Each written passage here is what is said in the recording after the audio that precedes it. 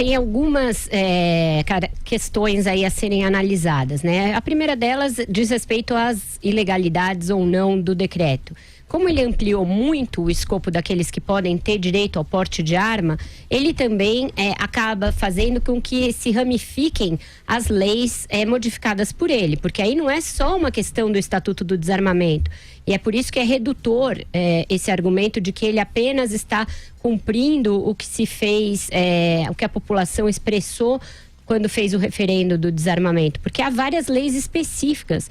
Quando o decreto, por exemplo, estende a todos os praças a possibilidade de ter armas, ele ignora o fato de que existe lei ordinária, que dá ao comando das forças o direito de definir quem, na sua hierarquia, vai ter armas e de quais calibres, etc. Então, aí já é uma lei que é infringida. Tem várias discussões se não fere o Estatuto da Criança e do Adolescente quando permite que menores desacompanhados frequentem clubes de tiro. E por aí vai. Isso acontece quando você, de forma voluntarista e sem consultar direito os especialistas jurídicos, decide, na marra, dar uma cotovelada e ampliar algo que era para ser, vamos lembrar, até o início da semana, até inclusive na cerimônia de sanção desse decreto, de assinatura do decreto. Era para ser um decreto voltado a caçadores, frequentadores de clubes de tiro e colecionadores. Era esse o escopo do negócio e de repente surgiu todo mundo e seu pai incluído nesse decreto. Não dá para ser desta maneira. O próprio Onyx Lorenzoni veio neste estúdio, aliás, ele não veio, ele participou por telefone, e ele disse, não dá para fazer por decreto, nós gostaríamos de fazer por decreto, mas já averiguamos na assessoria jurídica e não pode ser feito por decreto, precisa ser feito por projeto de lei. Por essa e por outras. A segunda questão a ser analisada nisso, e que é muito importante, e que o Bolsonaro não deveria ter ignorado, o fato dele ignorar esta segunda questão que eu vou falar, mostra o quão distante da realidade do que é uma articulação política ele está.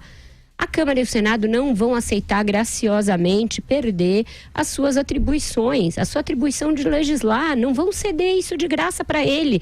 Não tem sentido ele imaginar que senadores e deputados vão simplesmente falar, toma aí, filhão, legisla você, que eu vou ficar aqui de boa, vou ficar aqui aprovando uns nomes de rua, talvez um nome de praça, alguma coisa assim, bem relevante, e aí você faz o resto aí por decreto. Não será desta maneira. Não adianta peitar, não adianta ir com o pé de cabra e achar que você vai arrombar a porta, porque não será desta forma.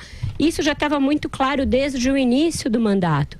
Quando ele primeiro sinalizou que governaria usando os decretos como um instrumento muito poderoso, e isso foi feito numa entrevista do senador Flávio Bolsonaro à Globo News, ainda nos primeiros dias de governo, quando ele fez isso, o Senado e a Câmara já mandaram a resposta. Por decreto não, filhão. Por decreto não vai rolar.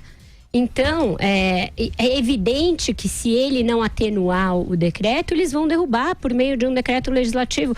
E ainda que não o fizesse, cairia no Supremo. Essa é a maravilha da democracia. Essa é a maravilha da tripartição de poderes. Quando um exorbita, os outros têm a possibilidade de corrigir.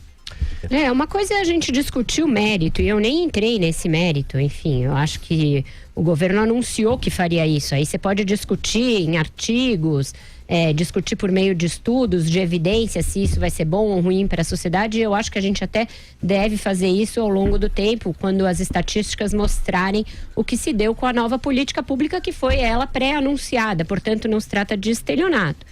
Mas a gente está discutindo aqui governança, a forma de governar, divisão entre os poderes, institucionalidade, muitas coisas que são importantes e que são, a meu ver, basilares para se ter um governo que funcione e que tenha harmonia com os demais poderes. Então está aqui o ministro-chefe da Casa Civil, Onyx Lorenzoni, reassumiu o mandato dele assim que a Câmara foi reinstalada, e o que ele fez, então logo ele chegou lá, que foi a primeira coisa que ele fez, ele desarquivou um projeto sobre porte de arma do qual ele é autor, portanto sabedor, cônscio de que isso tem de ser feito por meio de projeto de lei.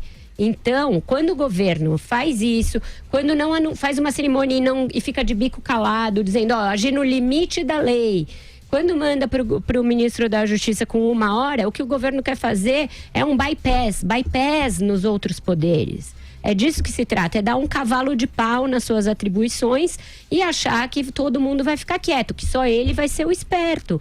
E não é assim. Na democracia, se virar jogo de esperteza, aí vira um vale tudo, como o decreto do Supremo, o inquérito do Supremo que a gente critica aqui. Por que a gente critica o inquérito do Supremo por autoritário e vai deixar passar barato um decreto igualmente autoritário do governo? Por que a gente critica quando o Congresso tenta adotar alguma medida para constranger os demais poderes, tipo CPIs claramente intimidatórias, e vai deixar o governo fazer um decreto que claramente usurpa funções que são do legislativo e se imiscui em coisas que ele não deveria, que não poderia fazer por decreto. Se fosse para governar por decreto, não precisava do parlamento. Então, era bom o Bolsonaro usar esse expediente com moderação e para aquilo que pode. Sabe para que ele poderia ter usado um decreto e não o fez?